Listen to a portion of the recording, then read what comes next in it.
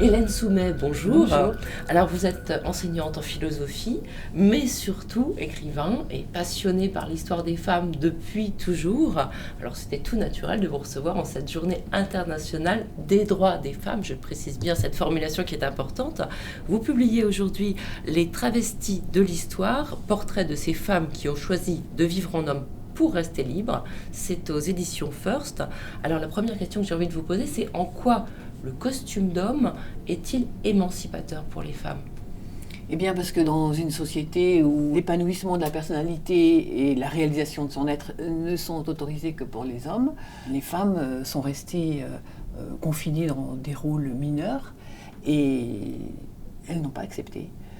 Alors, soit elles luttaient pour obtenir des droits, mais étant donné que le droit de vote a été accordé en 1946, c'était trop long pour beaucoup de femmes. C'est pour ça qu'elles ont lutté et elles ont décidé de franchir les barrières et de prendre le costume d'homme pour pouvoir vivre comme elles le voulaient. Donc conquérir une liberté qu'elles n'avaient pas.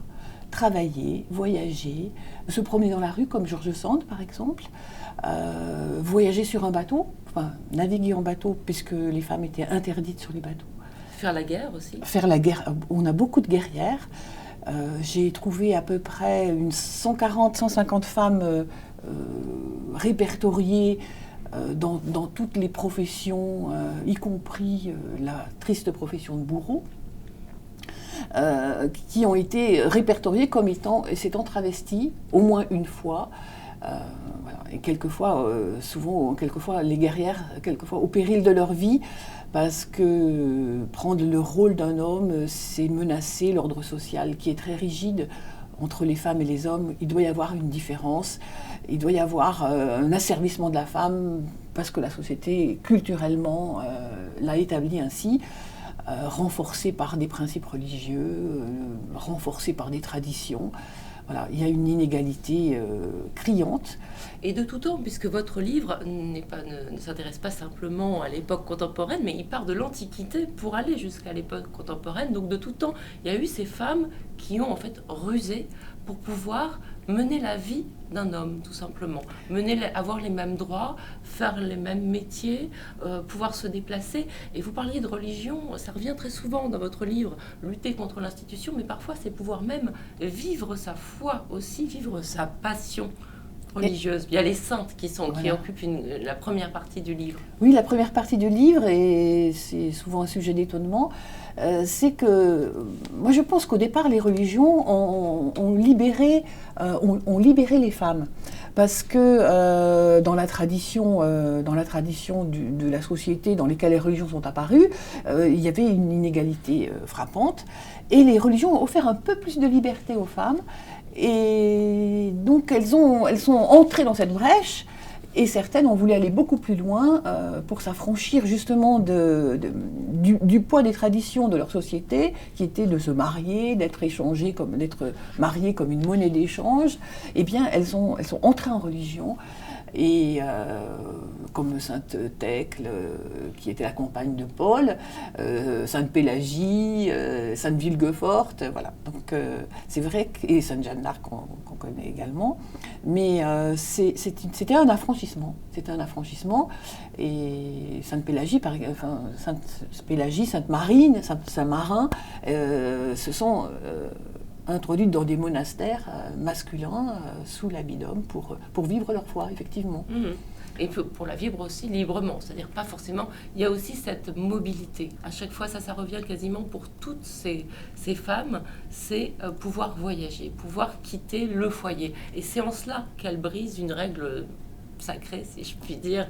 Voilà, c'est que ce soit les guerrières, que ce soit les grands médecins, que ce soit les grandes artistes, ce sont des femmes qui ont été nomades. Oui, tout le temps. Oui, c'est vrai, dans tous les schémas, elles ont beaucoup bougé, pratiquement toutes, sauf peut-être l'écrivaine Marthe de Montifoux, qui a voyagé par peur de la censure, qui partit souvent en Belgique, se réfugier pour éviter la prison. Mais souvent, toutes, elles ont eu l'envie de vivre et de parcourir le monde, sillonner les grands espaces, les mers, comme par exemple la Cosaque Nadezhda Jourova, qui était amoureuse des grands espaces et qui ne voulait pas vivre une vie de femme et qui a quitté son enfant et son mari en entrant dans un régiment de Cosaques. Et dans son journal, elle a parlé de la difficulté quand même, parce que c'était difficile pour une femme de se retrouver avec des Cosaques un peu brutaux, de dormir sur son cheval. Elle n'avait pas du tout l'habitude de faire des choses comme ça, mais elle disait pouvoir galoper partout où je veux sans avoir personne qui me dit une femme ne fait pas ceci, où est-ce que tu vas, etc. Sans surveillance, elle disait que c'était un vrai trésor pour elle. Et je crois que toutes elles ont. Et je rebondis sur ce que vous avez dit difficile pour une femme. On se rend compte en lisant votre livre, en voyant ces femmes intelligentes qui deviennent des grands médecins, qui supplantent les hommes sur leur propre terrain, sans qu'ils sachent qu'ils sont supplantés par une femme, qu'il n'y a pas d'essentialisme où les femmes ne seraient pas capables de bouger, les femmes ne seraient pas capables de réfléchir. Alors c'est vrai qu'une femme corsetée, c'est plus difficile de bouger. Mais ceci dit, quand leur corps est libéré, on le voit avec Mulan par exemple, cette guerrière chinoise, elles deviennent des femmes qui sont tout à fait capables, à la fois physiquement, de se battre avec autant de dextérité, de soigner, d'écrire, de peindre. Et c'est en fait, on se rend compte que le corset, c'est celui de la société et qu'il n'y a pas d'essentialisme qui réduirait les femmes à faire des enfants et faire la cuisine. Oui, effectivement, et c'est ce qu'elles ont senti pour pouvoir accomplir ces exploits, parce que ce sont des exploits. Elles ont senti qu'elles pouvaient le faire et qu'il n'y avait aucune détermination ni intérieure ni extérieure qui les empêchait de réaliser ce qu'elles avaient envie de faire. Et même Mulan a brillé dans ses exploits guerriers. Et dans la légende chinoise, on relie ça à la capacité d'être à la fois un homme et une femme, de réunir les capacités d'homme en s'entraînant au combat, et aussi une forme de sensibilité féminine qui correspond au yin et au yang, et cette harmonie des contraires a donné à cette jeune femme une puissance supérieure à celle des hommes. Mais on se demande un peu pour certaines si c'est pas elles n'ont pas été rattrapées par leur légende. Regarde le mystère. On ne sait pas, mais pour celle, par exemple, Agnodis, qui est une femme grecque, médecin, on pense qu'il y a une part de légende, effectivement, mais pour celles qui sont contemporaines et pour lesquelles on a beaucoup de documents, non. Par exemple, James Barry, qui était un médecin qui est arrivé au plus haut grade de l'armée britannique, et qui a trompé tout son monde, eh bien, on a des documents qui sont des rapports d'armée qui sont clairs. Et il n'y a pas d'ambiguïté possible. Et alors, c'est étonnant aussi, parce que dans ce livre, on se rend compte qu'il y a ceux qui se travestissent temporairement, celles qui se travestissent temporairement, et qui, à certains moments, leur caractère féminin est révélé, et puis celles qui vont toute leur vie tromper leur monde, et ce sera révélé, découvert leur réel sexe qu'à leur mort. Oui, parce que c'est le cas du médecin que vous c'est le cas de James Barry, effectivement. À sa mort, elle avait bien demandé à ce qu'on ne la déshabille pas, on ne le déshabille pas. J'ai eu un problème de pronom parce qu'on ne sait plus si on doit dire le ou elle. Donc, a demandé à ne pas être déshabillée à sa mort, mais l'infirmière a quand même voulu lui faire la toilette mortuaire et a découvert non seulement que c'était une femme, mais en plus qu'elle avait dû accoucher. Mais oui, puisqu'il y avait des vergetures. Il y avait des vergetures qui étaient semblables à celles des femmes qui ont accouché. Et donc, le problème de ces femmes, c'est que le travestissement, c'était une nécessité par rapport à sa profession. Imaginons qu'elle ait dit à un moment que c'était une femme et que les choses étaient découvertes, elle aurait été destituée, sa vie a été ruinée. Donc, elle n'a pas eu de choix.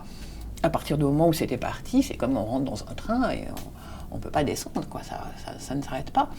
Donc, pareil pour Billy Timpton, qui était pianiste de jazz, compositeur. Elle n'a pas pu se révéler. Et puis après, elle était partie plus dans ses mariages. Donc, c'était trop tard. Par contre, George Sand, grand écrivain, elle a été reconnue en tant qu'écrivain femme par ses pairs, en son temps. Et le travestissement, c'était juste pour l'aventure, juste pour pouvoir bouger plus facilement, voyager plus facilement, peut-être aussi enquêter plus facilement, trouver des... Exactement, enquêter plus facilement, parce qu'à l'époque, on ne pouvait pas se promener dans Paris, enfin, ou n'importe où en ville, sans chaperon et seul. C'était réservé aux prostituées.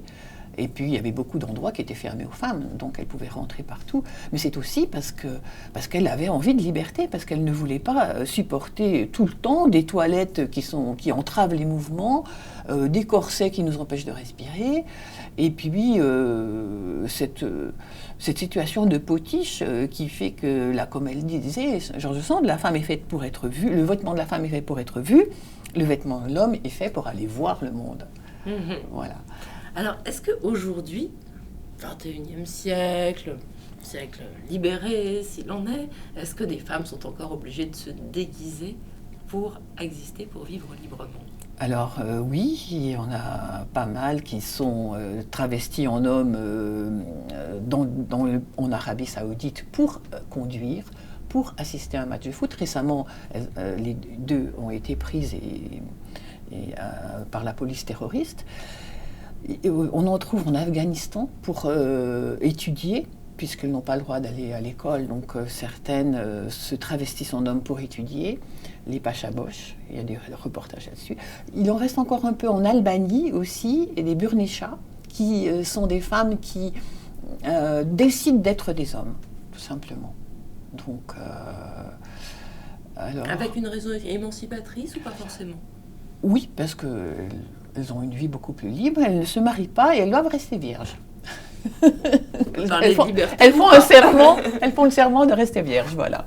Et de toute façon, elles ont des habits d'hommes, elles fument, on les voit, elles ont les cheveux courts, on dirait des hommes. Il y a eu aussi un livre intéressant avec ces photos de ces burnéchas, oui. Enfin, pour terminer, je vais vous poser la question la plus difficile. Parmi toutes ces femmes que vous avez classifiées, donc il y a les saintes, il y a les guerrières et femmes soldats, les savantes et intellectuelles, les aventurières et voyageuses, et puis les artistes et créatrices, si vous deviez retenir votre préférée, ce serait laquelle? Celle qui a votre tendresse particulière? Alors là, oui, elle est difficile parce que chaque fois que je travaillais sur une héroïne, je m'attachais à elle. Et c'était très difficile de passer à une autre. Et je les ai toutes aimées quand je travaillais sur elle. C'est vrai que j'ai un petit faible pour James Barrie, et le médecin, surtout parce que, étant donné que quand on a découvert sa féminité, il y a eu l'armée qui a tout étouffé l'affaire et qui a caché les documents jusqu'en 1951, mais aussi parce qu'on a oublié tout le travail qu'elle a fait sur les maladies, sur l'hygiène dans son métier, au profit de ce travestissement. Et c'est dommage, ça fait partie aussi de l'invisibilité des femmes contre lesquelles il faut absolument lutter, dans les manuels scolaires, dans les rues, dans l'histoire de l'art, partout, dans l'histoire de la médecine et de la science. Et c'est vrai que cette femme est très touchante, je l'ai trouvée très touchante. James Barrie, oui. Merci beaucoup Hélène Soumet. Je rappelle le titre de votre livre, ça s'appelle Les travestis de l'histoire. On part en aventure avec elle. Merci beaucoup.